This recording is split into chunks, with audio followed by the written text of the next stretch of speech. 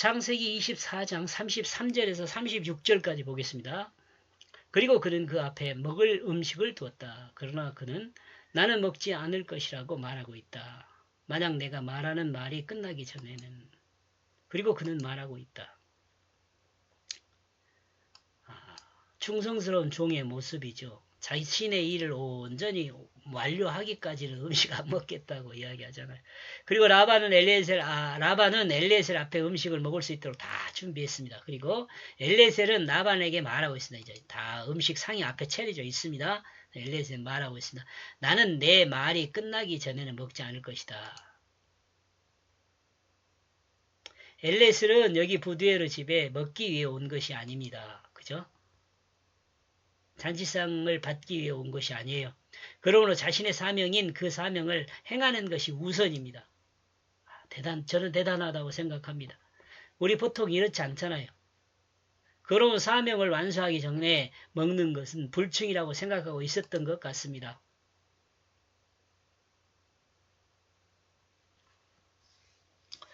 우리가 신방하고 그럴 때도 이런 내용들 한번 잘 생각해 봐야 할 것 같아요. 목사님들이나 또 권사님들, 또 장로님들, 집사님들, 우리 성도들 가정을 신방할 때 우리 신방할 때도 우리 먹기 위해서 가는 거 아니잖아요.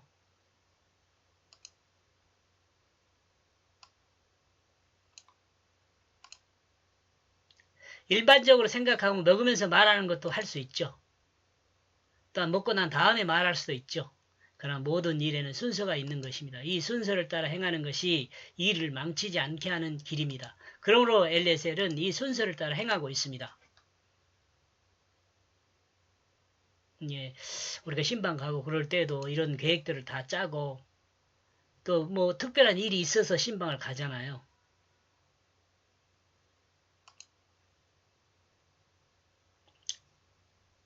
그리고 그는 말했다. 34절입니다. 나는 아브라함의 종이다.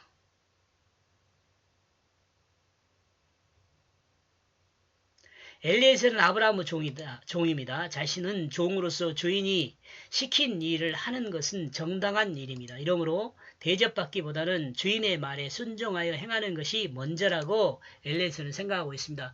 이는 자신이 주인 행세하면 안 된다는 것을 드러냅니다. 이거 의미가 있는 말이죠.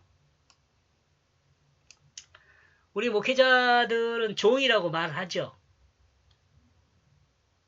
이것을 말로만 하면 안 돼요. 그죠? 우리가 감히 주인 행세하면 안 됩니다. 목회자만 그러겠어요. 다 그러지. 일반 성도들.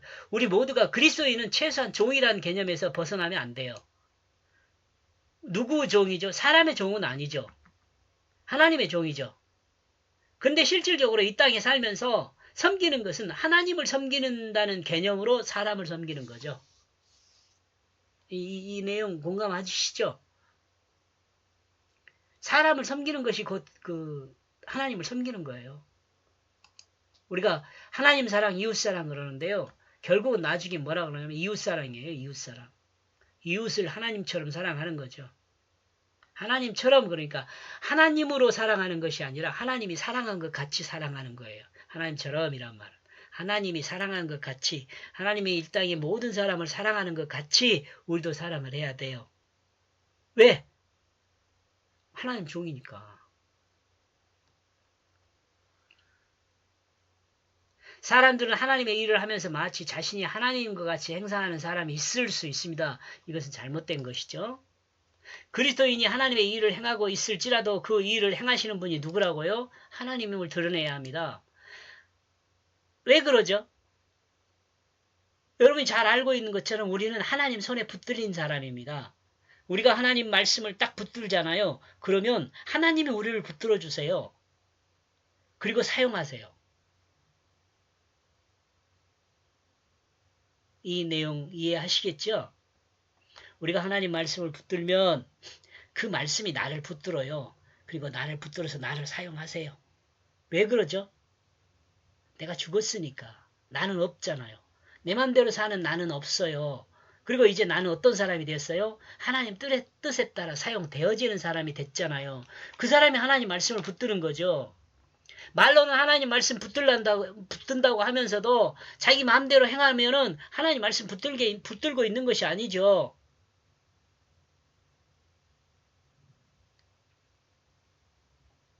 이러므로 그리스도인의 삶의 그 주권은 누구에게 있습니까? 하나님께 있죠. 그러니까 우리가 뭐라 그래요? 고백하잖아요. 주님이라고. 하나님이라고 말을 해도 주님이라는 의미가 들어있죠. 35절. 그러므로 여호와는 나의 주께 매우 크게 복을 주고 있다. 여기서 나는 엘리에셀이고 주는 아브라함입니다. 그러니까 여호와는 엘리에셀의 주인인 아브라함에게 매우 큰 복을 주었다. 이렇게 이해하면 되죠. 그러므로 그에게 소와 양과 은과 금과 노비와 나귀와 낙타를 주고 있다. 누가? 하나님이. 여호와가. 이렇게 주고 있다는 거예요. 복을 받은 것은 엘리에셀이 아니라 자신의 주인인 아브라함이라는 것을 분명하게 밝히고 있습니다. 아브라함은 여호와께 매우 큰 복을 받았습니다. 여기서 엘리에셀은 라반이 알고 있는 여호와를 말하고 있습니다. 엘리에셀은 라반이 물질에 욕심이 있는 것을 보고 아브라함에게 있는 그 사실을 말합니다. 지혜로운 사람인 것 같아요. 그죠? 사람이 어떤 사람의 성향을 파악해서 그 성향을 따라서 대처하는 것도 지혜에 속하잖아요. 지혜라는 것은 그런 거잖아요. 알고 있는 경험된 지식을 통해서 지식을 생각해서 그 생각의 결과로 행동에 옮길 수 있는 것, 그게 지혜예요. 지혜라는 것은. 그러니까 지혜는 지식이 없이는 나올 수가 없어요. 지식을 기초로 지혜는 나와요. 여러분 예를 들면 지혜로운 사람이다 그러면 우리가 지식을 무시할 수는 없잖아요. 아, 그 사람이 지식이 있는 사람이구나. 왜냐하면 지식이라는 것은 또 어떤 거냐면 경험된 사실을 확인한 내용이 지식이에요. 사실을 확인한 내용. 있는 것이라는 것을 확인한 내용. 사실인 것을 확인한 내용. 그게 지식이죠. 이게 사실인 것을 확인한 그 내용을 가지고 새로운 어떤 미래의 것이나 또 논리적인 것이나 이런 그 실제를 추정하여 행하는 것이 지혜죠. 그렇습니다. 제가 생각하는 거예요. 여러분 또 다르게 생각할 수도 있어요. 아브라함에게 있는 그 사실을 말합니다. 아브라함에게 있는 사실을 말해요. 거짓을 이야기하지 않아요. 아브라함은 물질이 풍부한 복을 받은 사람입니다. 여기서 복 그러면은 우리가 생각하는 일반적인 복도 있지만 생명을 받은 사람이라고 이해하는 것이 더 좋아요. 저기 앞에서 언급하고 있는 낙이나 뭐라 그래요? 은, 낙이, 소, 낙타, 이런 거 중요하지 않아요. 생명이 있는 사람이라는 것이 더 중요해요. 왜요? 우리는 하나님 나라에 속한 그리스도인이잖아요.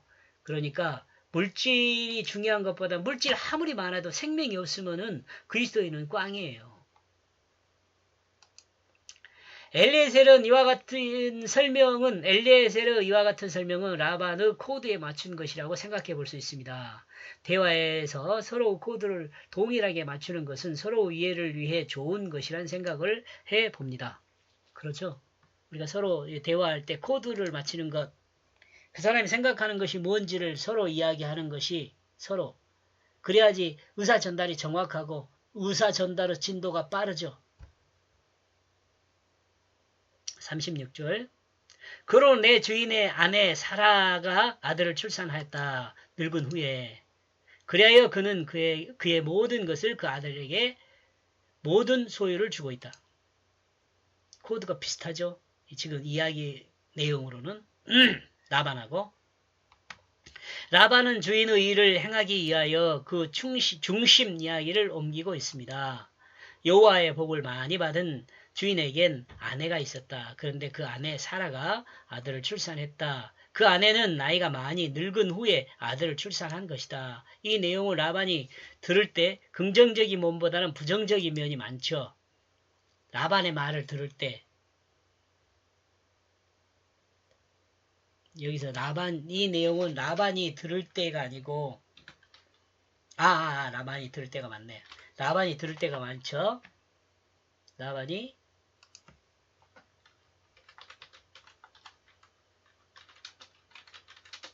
엘리에셀의 말을 들을 때 긍정적인 면보다는 부정적인 거죠. 그러나 다음 이야기를 생각해 보면 부정이 긍정으로 바뀌게 됩니다. 우리가 이 스토리텔링, 이런 말, 우리가 이야기를 진행하면서,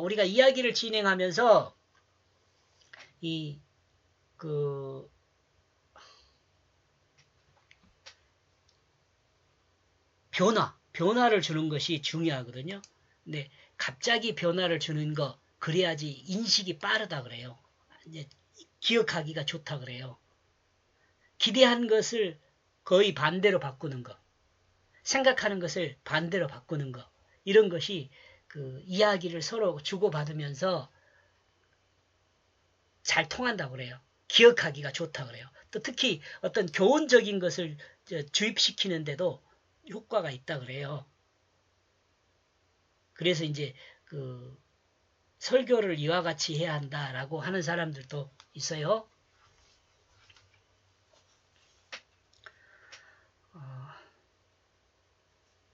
비록 늙어서 난 아들이지만 아브라함의 모든 재산이 그 아들에게 물려주게 되어 있다고 말하므로 이야기는 부정에서 긍정으로 반전되는 거죠. 반전. 듣는 사람으로 특히 라반이 들을 때 솔깃하지 않겠어요? 재산은 많네. 요즘 나이 드신 분들이 상대방을 고르는 방법과 비슷하지 않습니까? 필요 없는 이야기입니다. 사람을 설득함에 있어 긍정적인 면만 말하면 의심을 사게 됩니다. 그러므로 부정적인 면도 이야기를 해야 합니다. 사실을 이야기해야 한다는 것입니다.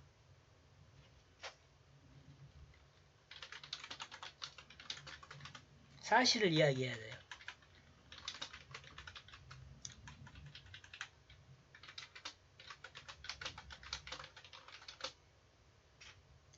사실을 이야기하는 게 제일 중요해요. 우리 선전 광고들 있잖아요. 어떤 물품을 선전하는 광고들. 거기도 사실을 이야기하죠. 근데 사실을 이야기하는데 부정적인 면은 감추고 긍정적인 면만 드러내죠. 이러면 안 되죠. 그리스도인은 이러면 안 돼요. 있는 그대로 다시 다 사실을 열거하고 그 사실을 통해서 판단할 수 있는 기회를 줘야죠. 이게 그리스도인이 사는 방식이 돼야 해요.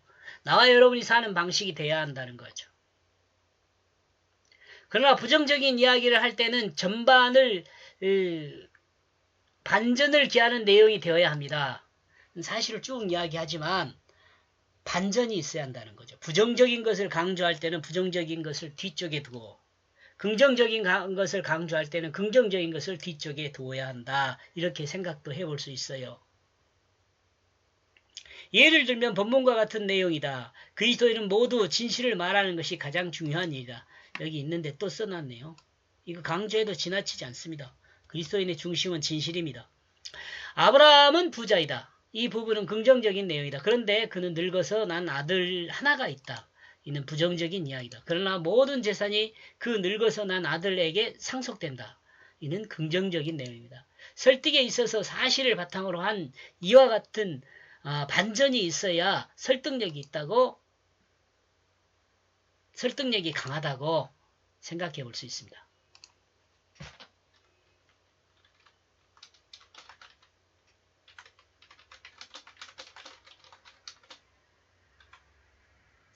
목사님들이 설교할 때도 이런 방법으로 좀 해도 될 것 같아요. 이미 이런 내용은 많이 설교 방식이 많이 소개가 돼 있죠. 이런 내용은 이야기식 설교니 그런 여러 가지 내용들이 많아요. 여기까지 보겠습니다. 고맙습니다.